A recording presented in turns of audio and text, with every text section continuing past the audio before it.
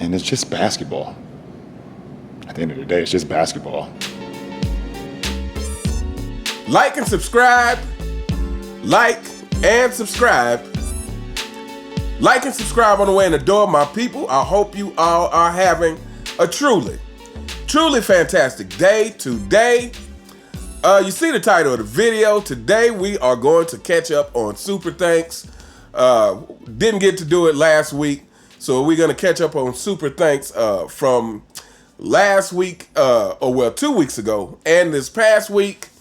And so without further ado, let's go ahead and jump right into this. Shout out to Vernon Lee Warren, 280. This comes from the Nobody Wants to Coach LeBron James and the Lakers video about Dan Hurley turning down the offer.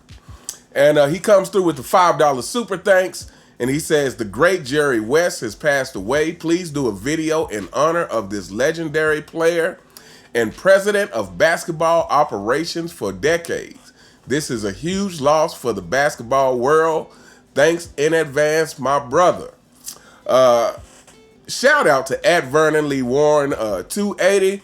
I will definitely put that on the list this week or early next week. I'll do my second video coming from that how the Bulls went 6 for 6 in 9 hours series that I'm checking out. So I'll do my second video on that about the Bulls versus Blazers in the finals matchup. But yeah, I'll definitely put that on the list. And again, rest in peace to Jerry West. That definitely is a huge loss for the basketball community in so many different ways. But again, shout out to Vernon Lee Warren 280. Thank you so much for the support. Thank you for your continued support. And can't thank you enough. Next up, shout out to Snug Chamberlain 9986. Comes through with the $2 super thanks, and this is from Is This LeBron James' Biggest Failure video. And this video was talking about the roster, the super duper roster that LeBron James tried to construct as a Laker with Russell Westbrook, Carmelo Anthony, Dwight Howard, Rondo. Of course, Anthony Davis was on that squad, and the colossal failure that it was. But anyway, he says, thanks. Great content as usual. Shout out to you and the rest of the basketball channels giving their honest truth and opinions. I've got 3 questions I'd like to get your opinion about.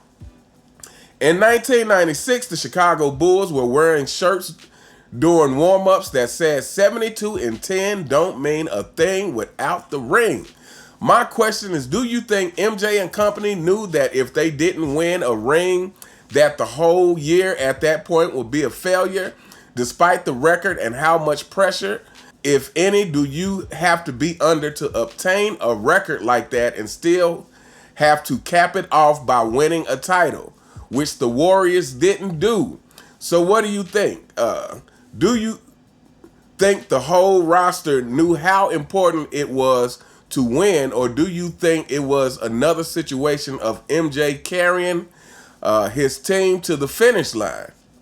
I think it was a situation of the team taking on the personality of his leader.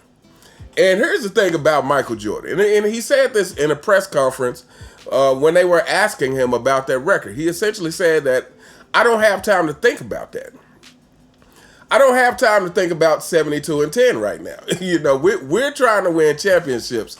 And I think this is, well, a couple of things. To me, this is just the difference between a player like Michael Jordan in this current generation that feels the need to celebrate every single thing. You know, that feels the need to celebrate every shot they hit, any kind of accomplishment they get. They feel the need to immediately celebrate it in season tournaments, LeBron James.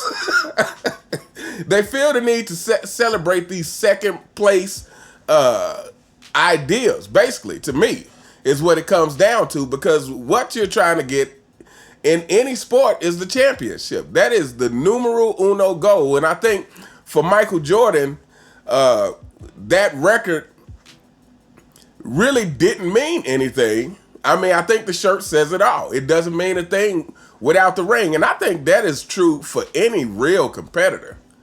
Again, this is why I'm so hard on the modern NBA, because I just think, obvious is levels to this, right? So the modern NBA, they have to be competitors to some degree to have made it to the NBA. But in comparison to the past players, they're not competitors. Like, to me, I mean, just think about it from a personal standpoint. If you had such a great season, if you were in the NBA and you were a star player in the NBA and you had such a great season only to fail at the end, like the Golden State Warriors, would that record mean anything to you? I mean, it wouldn't mean anything to me because, again, see, I guess this is the difference in mindset. How I think is it makes it an even bigger failure. This is why LeBron James and this 4-6 record, I know a lot of people don't understand, and they're like, oh, you're penalizing him for making the finals. Well, no, you guys keep bringing it up because you want to bring up how many finals he made, so inherently you are also bringing up the losses. But outside of that, to me, once you make it that far, then the price of losing becomes greater. So again, always going back to the Buffalo Bills, making it to 4 straight Super Bowls and not winning any. I mean, to me, again, that's worse than they had if they had not made it to any of the Super Bowls at all. To make it to 4 straight and not be able to capitalize on one, So to me, a real competitor, that's how they feel. It's like the closer you get to it, the bigger of a failure it becomes if you don't come through. So if you have a season that great where you were that locked in all season and then somehow in the finals you couldn't get it done, because to me at that point it's some kind of mental breakdown.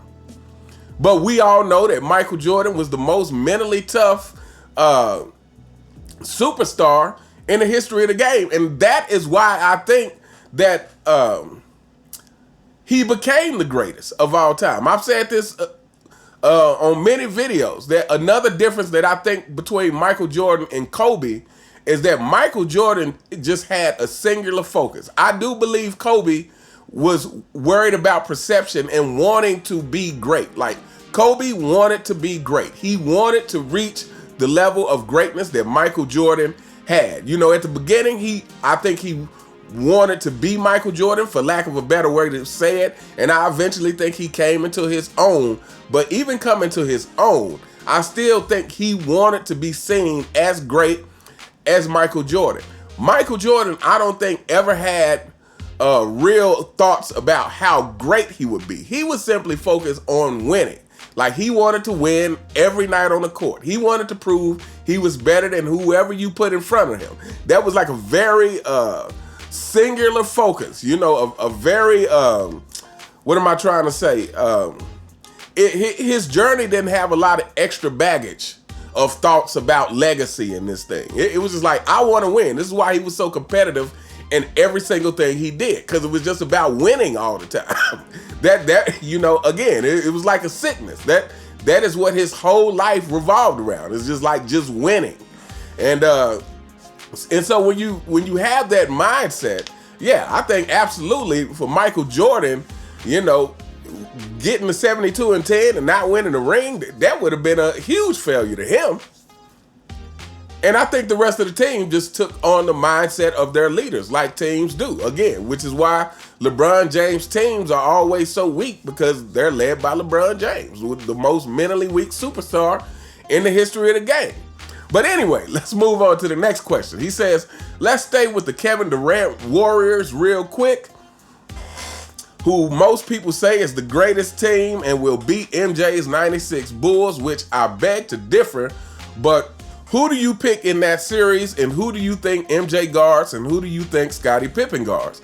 And if you are choosing the Bulls in this matchup, why the Bulls, and why do you think they beat the Warriors in a 7-game series? Because Draymond Green think they can... Oh, because Draymond Green seems to think they can. What do you think about MJ's Bulls beating the Kevin Durant Warriors? So let me go ahead and say this, and I've done videos about this, but I don't think this is not going 7 games. I tend to believe it's not even going 6 games. To be honest, here's the thing, and I know this is hard for a lot of people to accept, but I think the difference in mental toughness is so different that I really don't think the Warriors have a chance. Like, KD is another mentally weak superstar. Steph Curry is not the most mentally weak superstar, but Steph Curry is not a dog like what we're talking about with Michael Jordan. So I would have Michael Jordan guard either Steph or Clay, probably switching back and forth at different times during the game, because Ron Harper would be capable of guarding either one as well. Scottie Pippen on Kevin Durant. And Draymond and Rodman, Draymond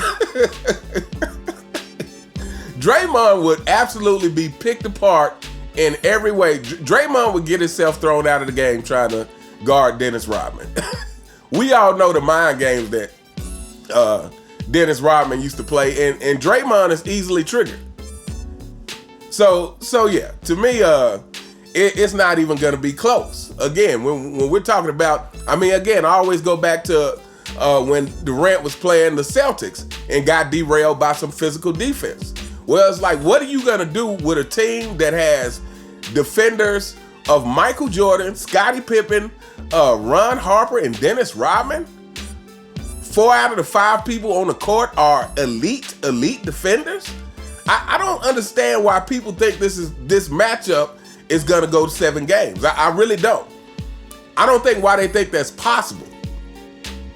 Yes, Steph is a great shooter and Clay was a great shooter, but again, they're great shooters in this era where freedom of movement is possible, where it is much easier to score.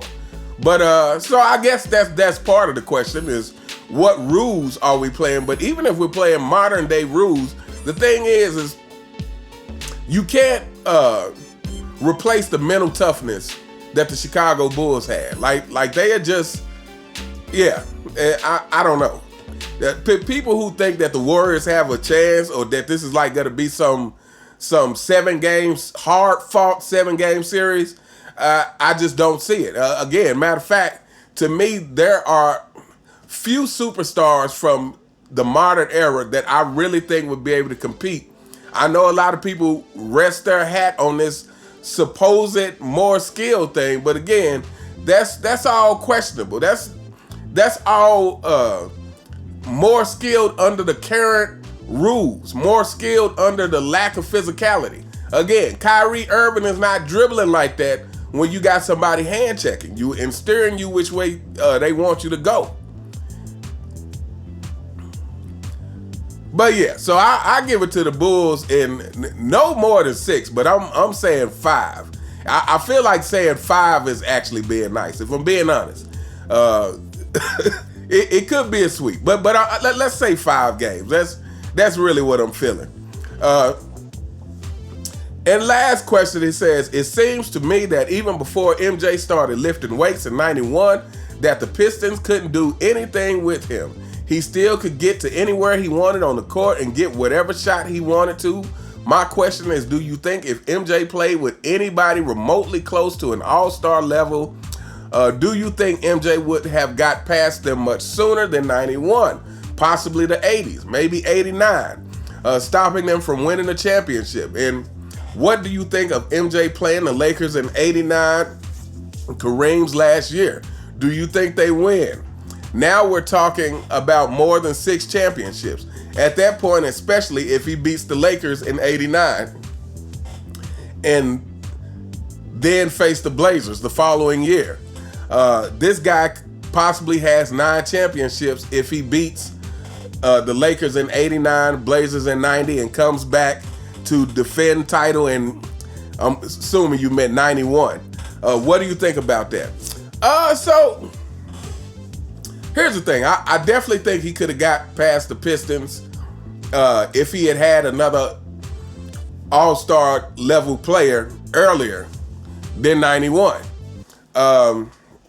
Would they have beat the Lakers in 89? It's definitely possible, considering the Pistons swept them, and considering by that point Kareem wasn't the same Kareem that he was when he was at his most dominant. As far as the amount of championships, I feel like there are so many scenarios in which Jordan could have ended up with more championships than 6.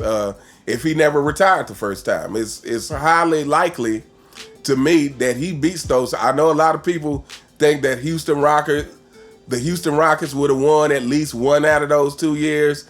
Again, I just find it difficult to believe for a guy who's undefeated in the finals, and and a guy who raises his play in the playoffs, in the finals. Consistently, the higher the stakes, the better Michael Jordan plays.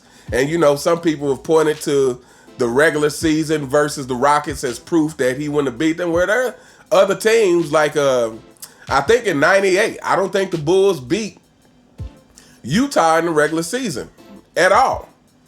But again, we see who won the championship. I think it's just when it comes to the finals, Jordan's will to win is just unmatched. And I think the bigger question is, would he have been able to sustain that same intensity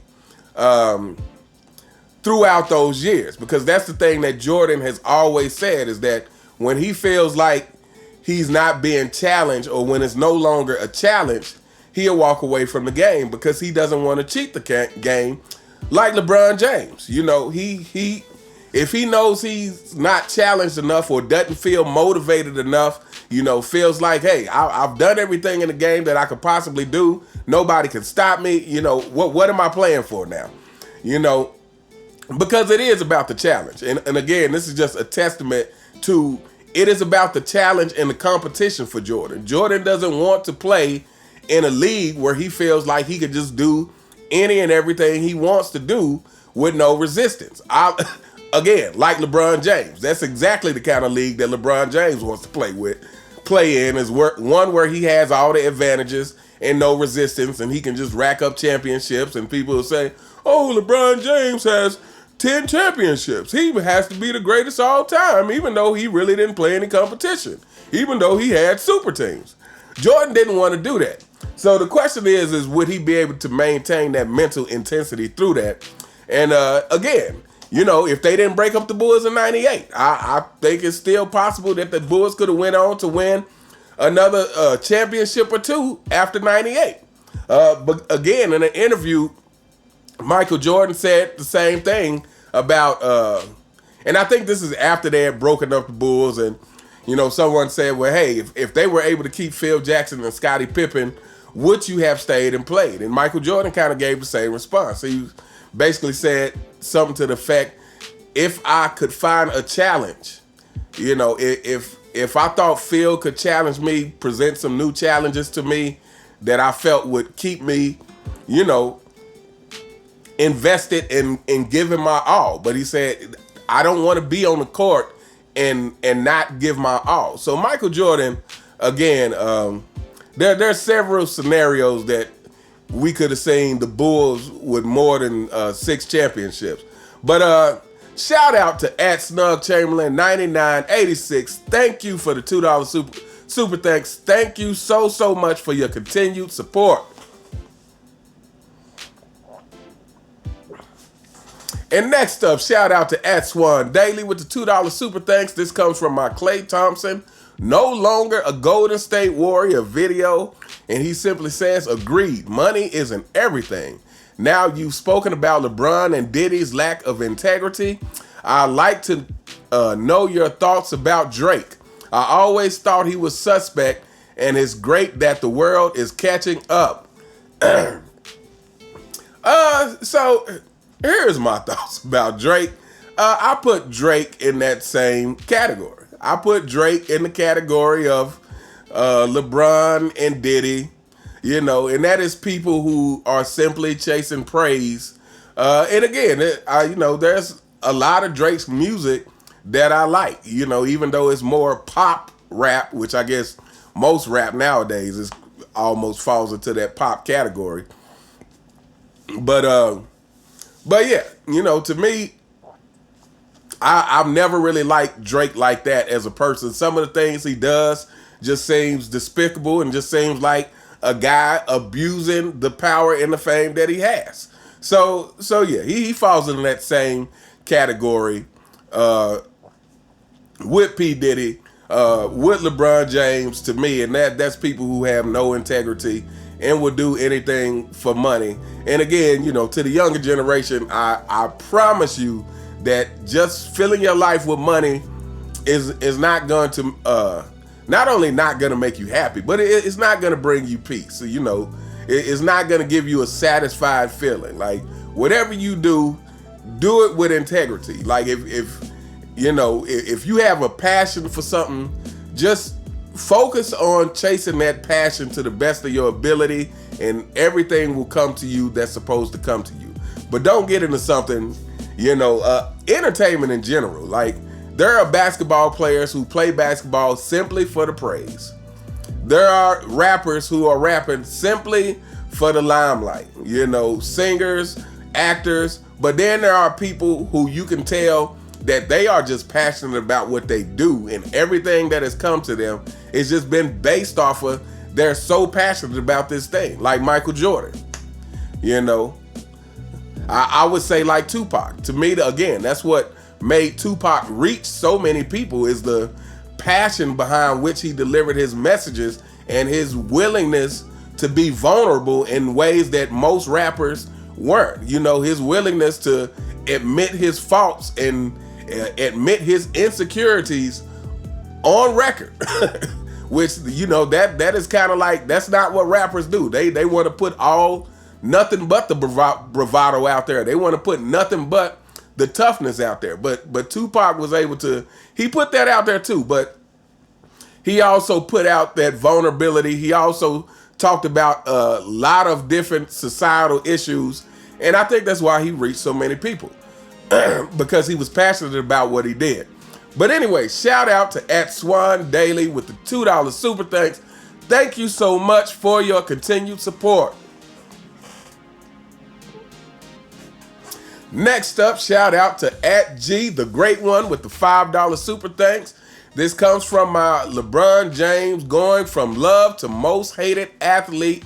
12 reasons people cannot stand LeBron James.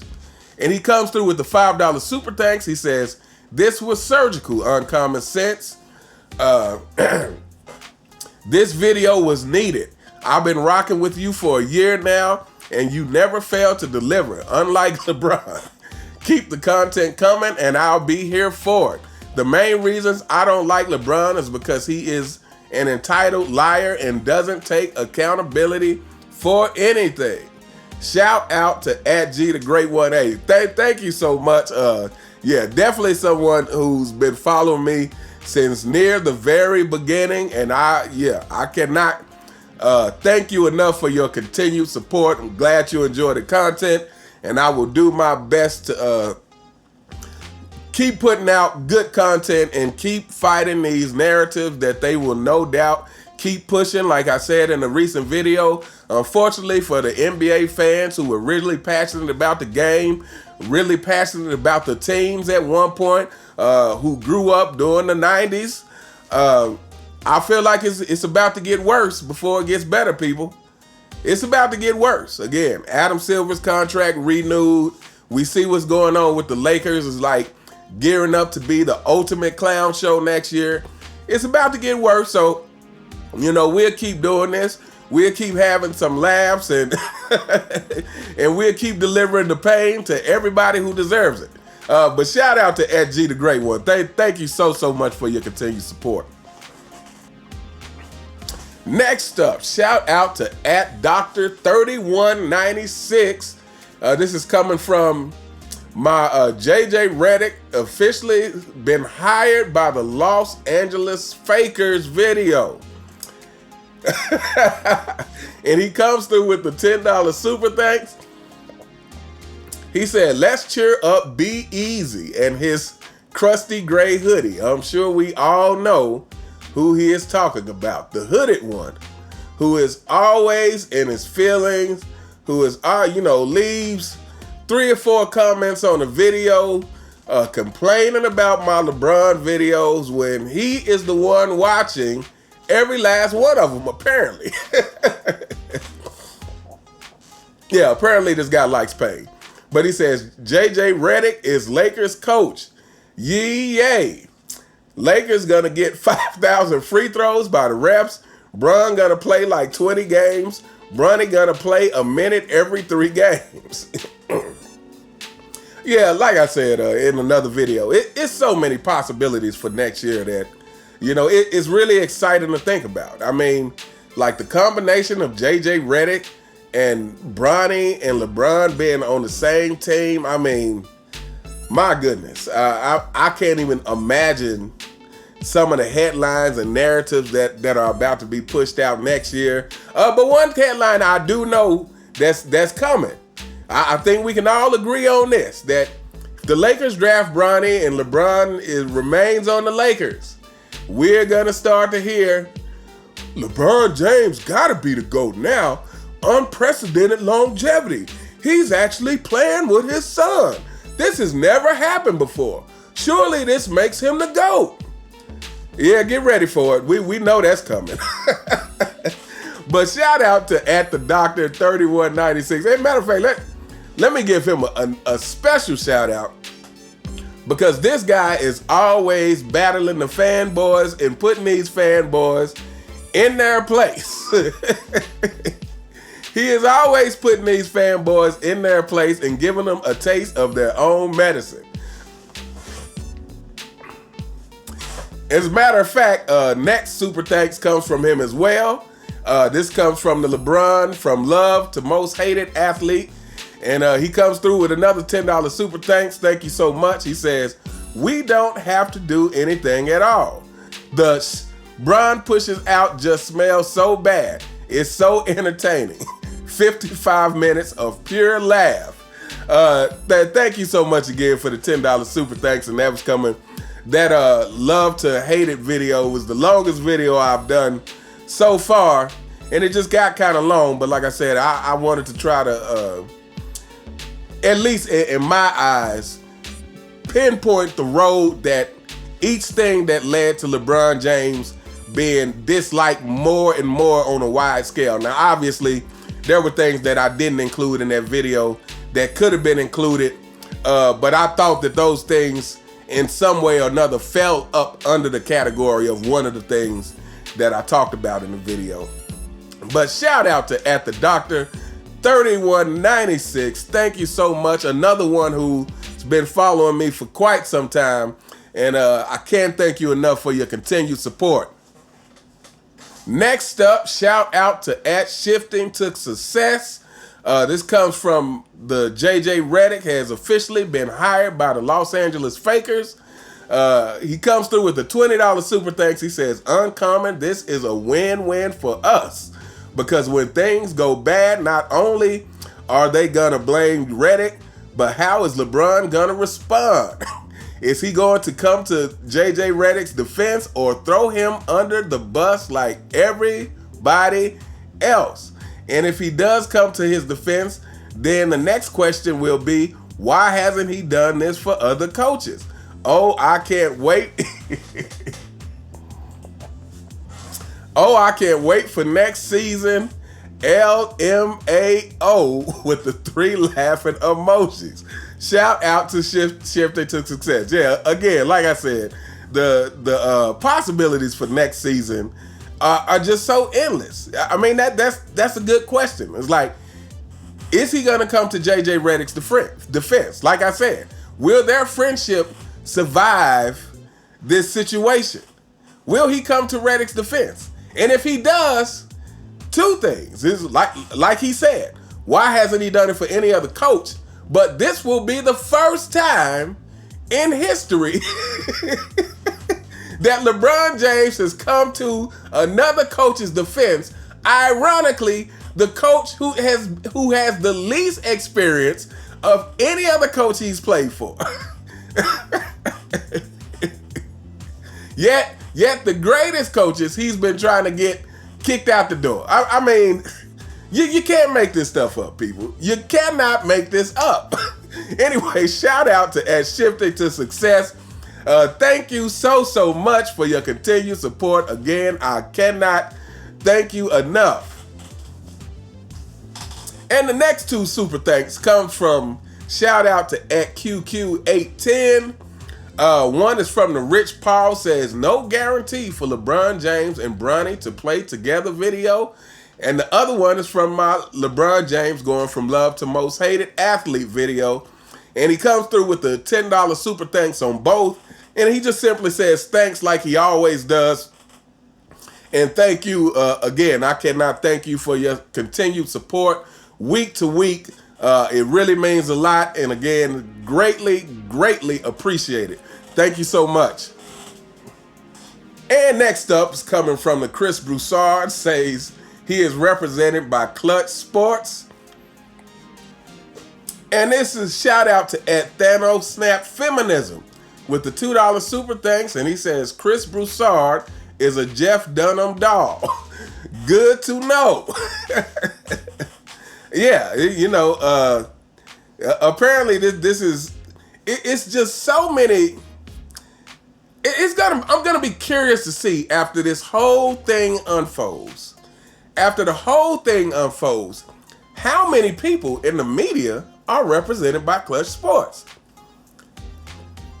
How many? And again, to me, this is further proof that LeBron James' whole legacy is just fake. His whole legacy is fake. Again, with this new stuff and the Tom Haberstroh article trying to discredit Michael Jordan's Defensive Player of the Year award. I just watched, shout out to Uncut Hoops. I just watched a video from him, and he made a good point in his video. It was like, why did this guy choose to watch 6 games that you cannot find anywhere? Apparently, some guy in some town had them on VHS. So no one else can watch the videos to check and verify if Tom Haberstroh's article is actually correct. Which leads me to believe, like, if you're gonna debunk something like that, the information needs to be readily available to everyone to see, for everyone to see. It needs to be readily available. But somehow he got his hands on 6 games that nobody else can watch. Yeah, that how convenient. But anyway, shout out to at Thanos Snap Feminism. Thank you so much for your continued support. Thank you so much for the $2 super thanks. And last but not least, shout out to at MJ's Up One. And this is coming from the same video about Chris Broussard. He says, thanks, Sense. Keep doing what you're doing. Even though some of us want to join the fight, we have other priorities. So we need you guys, Angry Old Hoop, Sports and Fitness Rants, Man Down Sports. MJ fans are the best and my favorite. Uncommon Sense to keep checking their BS. Shout out to at MJ's Up One. Let me go ahead and tell you that he says we some of us want to join the fight, but we have other priorities. Hey, you guys are in the fight. You guys are in the fight by watching the videos, by liking the videos, by sharing the videos, you know, with you subscribing to the channel. That is joining the fight, because that is helping to push these channels to the forefront, which we know for a fact that these mainstream media personalities have definitely checked out some of the videos by some of the stuff that they've been saying on television. You know, some of the stuff that has happened, we know that they've seen some Too Raw for Sports videos. We know that they've seen some Dreamers Pro videos. I have a suspicion that it's a good chance that Angry Old Hoops and the research he does on LeBron, the detailed videos he does on LeBron, may have prompted this whole Clutch Sports trying to review Michael Jordan's Defensive Player of the Year award. I mean, so yeah, you guys are in the fight But like I said, by constantly supporting the channels, watching the videos, liking the videos, sharing the videos, subscribing to the channels, and like I always say, thank you guys so much. I cannot thank you everyone enough for your continued support of the channel. Yeah, it means a lot, and it is important because it is, you know, the only way that we have to voice our opinions and get it out there and let it be known that the current NBA is trash and unacceptable. But anyway, we are going to hold up here. Let me know what you guys think in the comments about any of the topics that we covered today. You all have a truly fantastic day, and I'll see you next time. All right.